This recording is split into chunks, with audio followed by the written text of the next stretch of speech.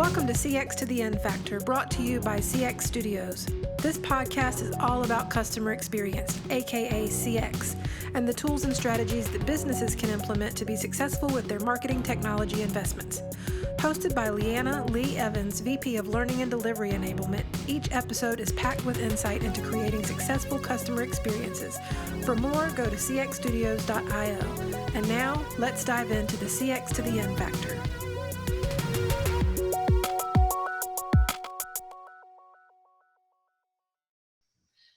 Welcome to the CX to the N Factor podcast, where we talk about everything customer experience. And it's brought to you by CX Studios. I am Lee Evans. I am the head of learning and delivery enablement at CX Studios. We are a startup that focuses on delivering customer experience solutions to our customers. And we are here to talk about why we started CX Studios. I have with us my CEO, Vivekar Pandey, and our CTO, Chief Transformation Officer, Milton Hueso. And we are going to discuss today about the agency model, why it's broken. We're going to talk about why we are fighting for talent, why businesses are fighting for talent, and how we can help bring about a solution to that, and then focusing on this new model that we're bringing to the market. So first I want to go to Vivekar, and why do you think this agency model is broken?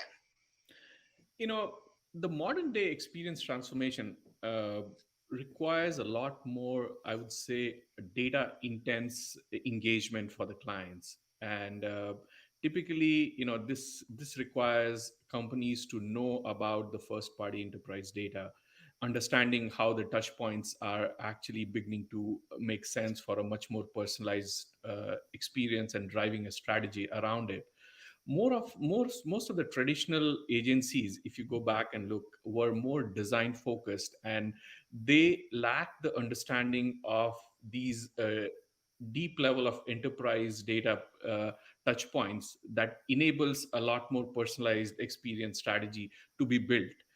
And that's one of the reason I felt that where we are moving away from a design led experience to a more of a data driven or insight led experiences, where these agencies fail.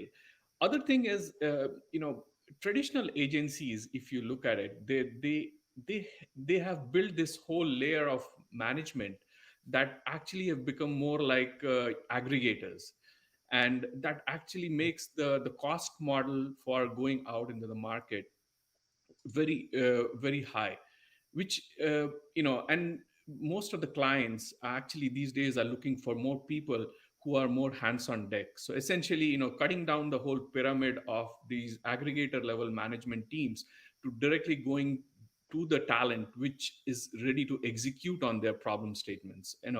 And this is where traditional agencies, or even I would say traditional SIs, have challenges. First of all, they work on their respective silos of experience, data, engineering. And what the customers are now actually expecting of people or the talent to come in and execute on their entire problem set, rather than going through these 3 or 4 different organizational silos. And this is where I feel that the talent strategy, the capability strategy, and also the execution strategy needs to be relooked overall.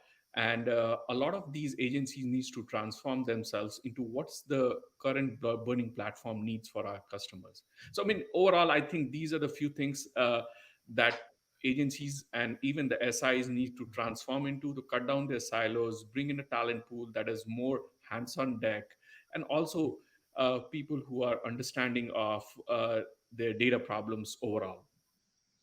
Yeah. And Milton, being the Chief Transformation Officer, how does that flow into this as well? Yeah, I think Bib started to touch upon the execution point of this, right?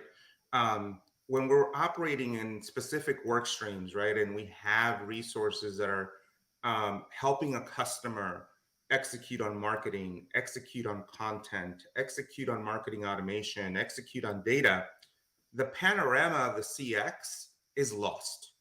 And this is where the expectation of the customer now is beyond those siloed work streams, right?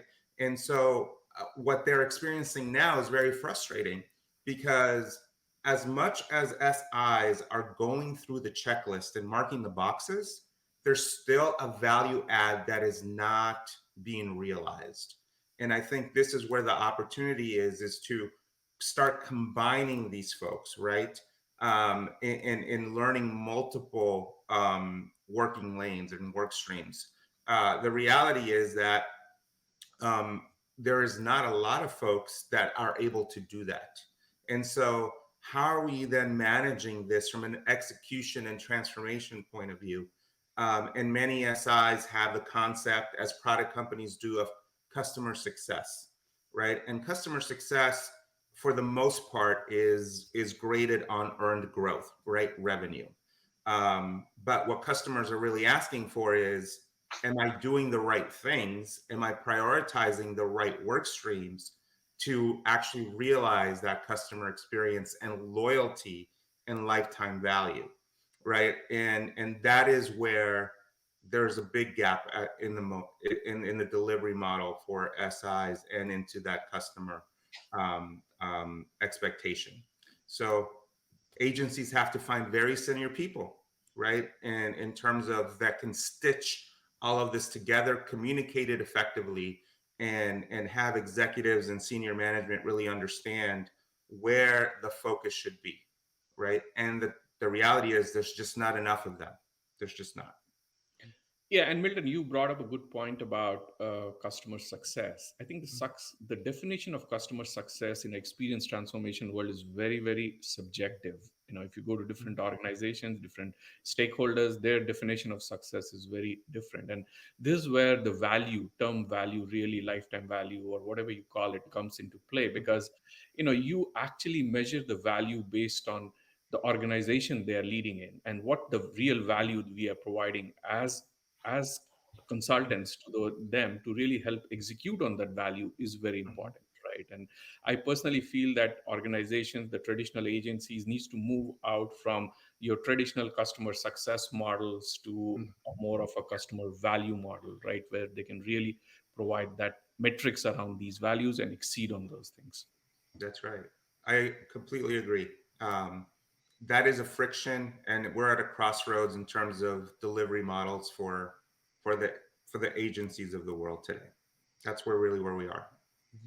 And that learning piece, when you have just the people who are delivering things, they don't really, it's very rare to find those resources that can actually look beyond the tool that they're implementing. Your programmers are your programmers, your analysts are your analysts. A lot of times they don't look outside their lane, and that's just because of the way that the agencies have always been. They've always focused on, hey, we can implement your analytics, or we can implement your CMS system or your CRM system. They don't take into account the entire path that a customer takes, and where are those different touch points and engagement points that they have. It's very rare to find the people that actually do that, because they're not taught that way, right? It's not taught in school. It's not taught when you first come in. It's, oh, go out and get training in this tool, right? And it's very tool centric or very concept driven, rather than the whole experience driven. And that's, when you're dealing with clients, they aren't just getting analytics. They aren't just getting the CRM. They're getting a whole stack of tools, and they don't know how to put these all together. And that's why the agency model right now, it just doesn't, you're picking and choosing. And when you're going to get into those situations, the salespeople or the customer success people are always looking for the next thing that they can do with the client, but they're not looking at it as a whole solution. And you could have a agency that's doing the design. You can have an agency putting in the analytics. You can have an agency doing the voice of customer stuff. Why not have an agency do it all? And it's very rare that one agency can do it all. Yeah, and you bring up another important point, right? Because the agencies, the service providers, have this group of talent internally that operates in their lane, and they're very good at what they do, right? They're excellent. But out of that group, how do you cross train these people, right? And the change management involved to actually surface the few that are able to have that mental agility to navigate conversations across all these digital touch points or omni-channel touch points, right? Is where we are today. Are few of them, right? And they have to be willing to get uncomfortable. And so there's another crux here that the agency model is coming across. How do we focus and help our people develop themselves if they want, right? Because let's face it, not all analytics folks want to learn marketing.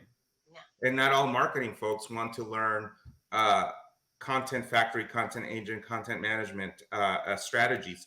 So surfacing these folks out of the current pool is one of the initial roadblocks, right? How do we get there? And then how do we then make a factory of these folks? So um, not to mention, and let's raise our hand, the CFO would be thoroughly upset if they're not actually billing at 90% utilization, right? Or meeting those goals. So there's a lot of conflict of interest with change management and ultimately the transformation SIs need to go through to actually realize the CX the customer is looking for. So the delivery model has to change. And I think that's why we're actually having this podcast today, right, Lee? Yeah, and that's why I call it the X factor, right? It's not easy. If it was easy and it was, people are boxed into their respective categories, and it's not easy to just get them out of the box and, do certain things. It's easier for them to get upskilled, but it's hard for them to really cross-skilled, because they have been thinking along within the same box. And, frankly, as from where I'm sitting and I'm looking at my team here, I don't envy the job that Lee is doing for us as the head of enablement, because what we are building are the set of unicorns, and that it's a very difficult thing. And but I think it is not something that cannot be done, and that's the solution that we should be looking for agencies to transform into in the next few years, if they can sustain this market, if they have to sustain this market, I would say. Right. And that comes to the point of fighting for the talent or building the talent, right? And how do we do that? And it's faster to build the talent or train the talent. And if you give them a good base and then we bring them in and we train them in, why is data so important? Why is data the building block to all of CX? Because you needed to identify, you needed to test, you needed to build audiences and understand that it's not, with the focus a lot of agencies have is we got to get good programmers, or we got to get this good person on a tool, with a focus on how data really propels the customer experience and how you deliver a good customer experience. Because the data itself is out there, that if a customer shares their data with you, they expect you to use it to give them a good experience. And not a lot of companies are doing that very well. So, and it's because everything's so siloed. People are just in their lanes that they know. But if you can cross train and you get people from a community college, or you get people even that they're changing jobs, even like an economist or someone that works on the floor of Walmart, they know how to deal with customers, right? You bring them in and you teach them how does each one of these tools or these things work and cross. It's a lot faster to get to that value and giving the customers that than actually going out and fighting and finding that senior person that knows campaign or knows sales, so that's, is it the fight for the talent, or is it building? I think what we're doing here is building this talent, building these herds of unicorns is what's going to bring us around. Yeah. And if you quantify that just for a moment, right, the hours that we are investing internally here before we actually engage somebody with a customer with their background in technology and data, and then the multi-solutions of the front end when you're talking about experience platforms, we're investing a lot of hours, 500, 600 hours up front before the customer ever gets to speak to this person.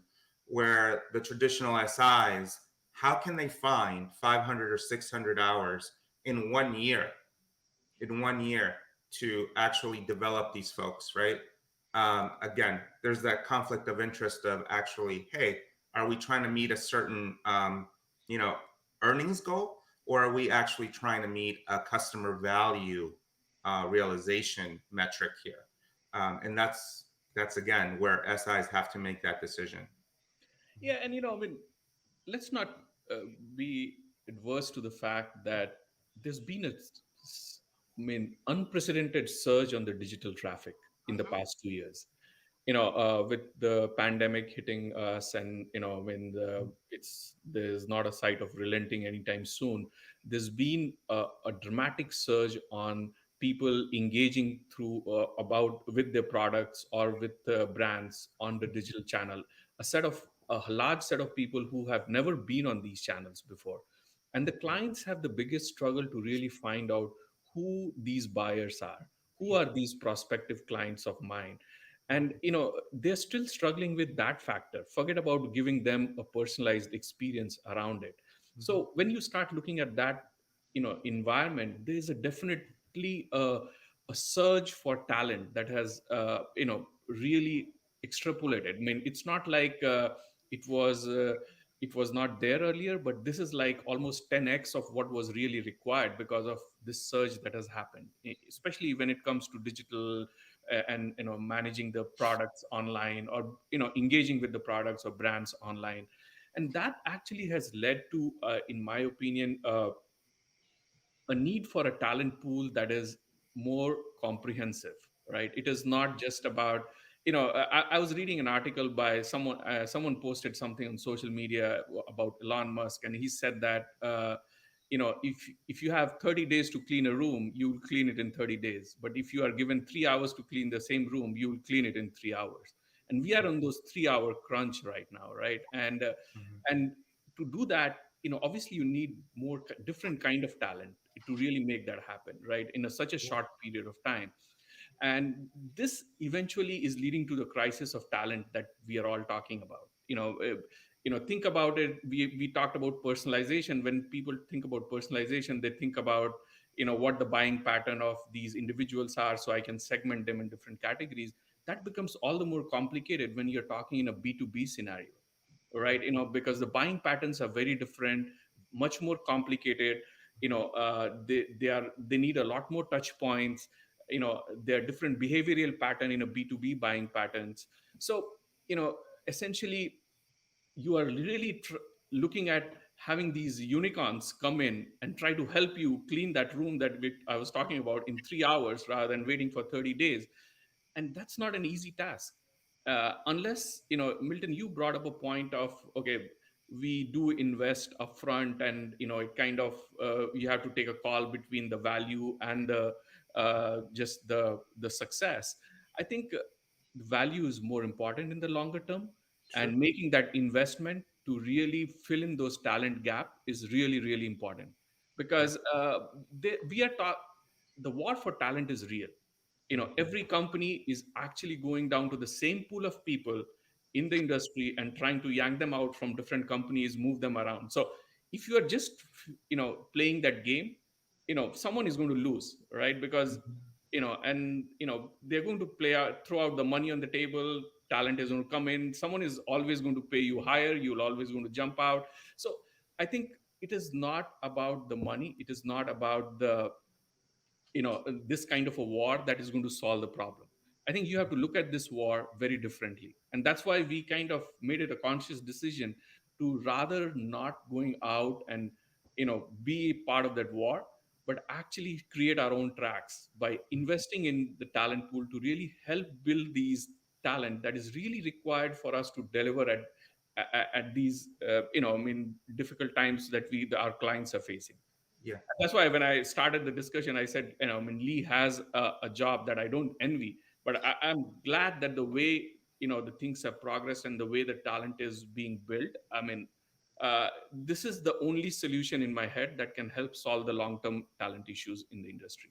Yeah, absolutely. And just to echo a little bit of what you said, at the moment of this recording, right, we hear a lot of the metaverse, right? And what's surfaced in a lot of this resource conversation is that uh, Meta has been able to recruit over 100 VR experts from Apple, right? And Apple is scheduled to release their headset over the next 12 months. Well, in order to do that, they're issuing very generous bonuses, right? Anywhere between 50,000 to I think upwards of 200,000 for those that are staying. But that's not sustainable, right? Not for the mid market, for even smaller businesses or even other enterprises. It's not a business model that you want to engage with. So just to quantify the issue, right, in terms of what's going on out there. Exactly. And it's just not enough to train the talent, as you rightly said, to enable the talent, for where I mean, Lee, I would ask you this, right? What are you doing to really retain these talents, right? Because I think it's important to have a purpose within the organization. So I'm curious that if you can share what you're doing to really help not only build this talent but also retain it, right? So it's about looking not just at, hey, these people, um, these people know this particular skill. It's about this emotional intelligence that they have to have, and when you give them the purpose, like you're talking about, the purpose to do something. Like, do I want to build something for a client? Do I want to be on exciting projects? Do I want to build exciting things? What do I want to do? And if you're fitting into that, if I want to be, like we talk about, are they in the kitchen or are they in the front of the restaurant, right? Like, so figuring out where their interests are and looking at the industries as well. So, like, we were really focusing in the healthcare space, the insurance space, and finance space. If we've got someone who might have been a bank teller, right? And now they want to change, they want to do something different. But they have that experience, right? So now we can bring them in, we can train them. That's not going to stop me from saying, hey, this person doesn't have the experience in the industry. If they have the will and the want to come in and learn and upskill and relearn, unlearn, relearn, and doing that, that's key. That's the thing that I believe, if you have a purpose for what you're doing. And then, of course, it's the other things like having a good team environment, making sure everybody's there and investing in people. Because if you're investing in someone, that means you believe in them, right? And I've always really, really valued people that I've worked with in the past. And I think that's the same with anybody. When you have someone who values you and sees that potential to let you grow, that's what I'm focusing on. I'm focusing on bringing those people who have that emotional intelligence, that understand empathy, and then want to learn and upskill. And that's the environment I want to build, that it's cohesive and people really want to do that. You brought up a very good point about learning and unlearning. That's the clear message from CX Studios for the rest of the world, is that learning is important, but unlearning is equally important, because if you have to really cross skill yourself, you need to be ready to unlearn and move forward and do different things. Because unlearning doesn't mean to forget about what your past experience is. Unlearning is more about looking at things more objectively as you start learning things better, right? For the purposes of delivering things better. So it's really, really important for people to, when they think about learning, it's to keep unlearning as in the back of their mind, to really make sure that they are grasping the new concepts without the prejudice of the old concepts, right? It's really important. And with the way the technology is transforming in our world specifically, this concept is going to be really key for people to keep growing in this area, in my opinion. And that's where I personally feel that our teams are very excited to work in this environment, because they have an ability, and they see this as a constant growth pattern for them, because they are constantly learning and unlearning through this model. Yeah.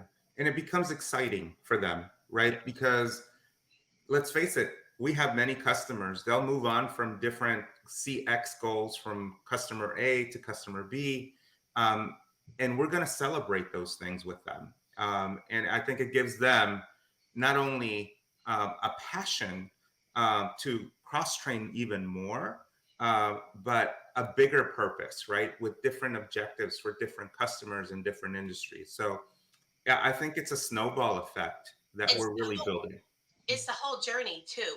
It's Mhm. not just digital online, right? And I just read an article probably yesterday. It was about Walmart is the number one click to brick.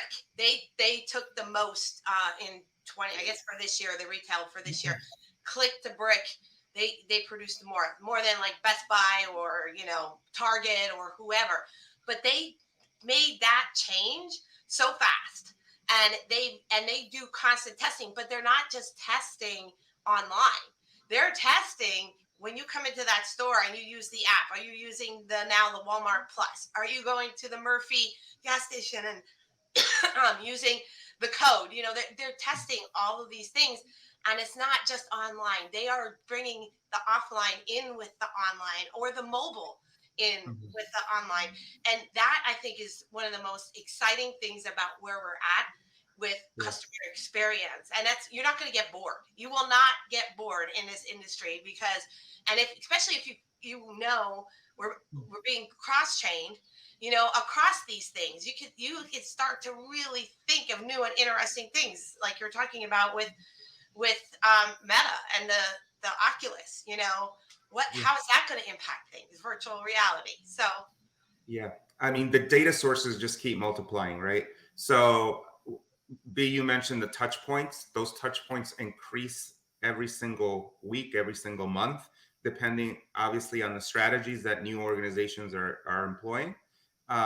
But bridging all of these data sources and creating that predictive component, right? That um, narrows the lens, right? In terms of where we're going to yield the best value for our customer. And that's where we're living. And it's a very exciting time, not only from a development of resources, but from the development of how do we then make data agility, right? A reality for marketers and for organizations to act quickly, right? The concept of time to value is crucial in these predictive analytics and bridging these data sources. Yeah, So, it's not just a question of deliver once and be done, right? Because mhm, I think the calibration, Milton, that you talk to our clients is really so important, because mhm, continuously measuring the success, and the team needs to understand that it's not like you're delivering once and walking out from, and I think as a consulting organization, you should be responsible for the success of your client, and to continuously measure what value you are bringing in, and refining mhm. on those data and metrics, calibrating and redefining those metrics, and going out and making it better every iteration is the key in this model. Because the clients are really evolving. They don't know what the end state is. Neither do we, essentially, right? And Mhm. I think it's very important to use the data and the metrics, continue to calibrate, and actually grow on that as you go delivering these things. Absolutely. And I think our responsibility there is to help them operationalize that calibration, right? How does that look like within their teams? What are the gaps? What is it that they need in the immediate versus mid versus long term? So, um, data and operationalizing that calibration is crucial, um, Yep. as we keep continuing to talk about how to realize that CX vision. Mhm. So, with all that, like, this is a great discussion. We're Mm. going to be bringing in the future. We're going to be bringing in some of our partners with all the different tools, because we'll be going across all the different areas of CX, from awareness to identification to conversion and acquisition, and then loyalty, retention, all of that. We'll have different tools. We're going to be talking to different partners, also talking about how do we do this training piece. How does that work? What's our partners that we're working with that, and then focusing in on women in tech, because women in tech, that's they're key. I think women in tech have this empathy piece that can work with that. So building these teams and building out this new model. So I want to say thanks for this discussion, guys. This is great. I'm excited for what we're bringing to the market. And, I'm going to bring you back here and there along the way, as we go along this journey. So I am Lee Evans from CX Studios. I want to thank Vivekar, and I want to thank Milton. And catch us in next week for our next podcast. And Happy New Year to everyone. Yeah, Happy New Year. Take care. Thank you.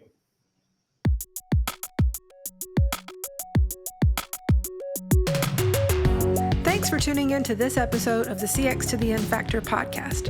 If you enjoyed our video, please hit the like button and leave us a comment. We've got more great content coming out regularly, so be sure and subscribe to our channel so you'll be notified when we launch new episodes.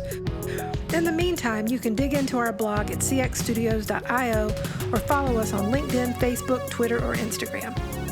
Until next time, keep putting the customer experience at the front of your strategy.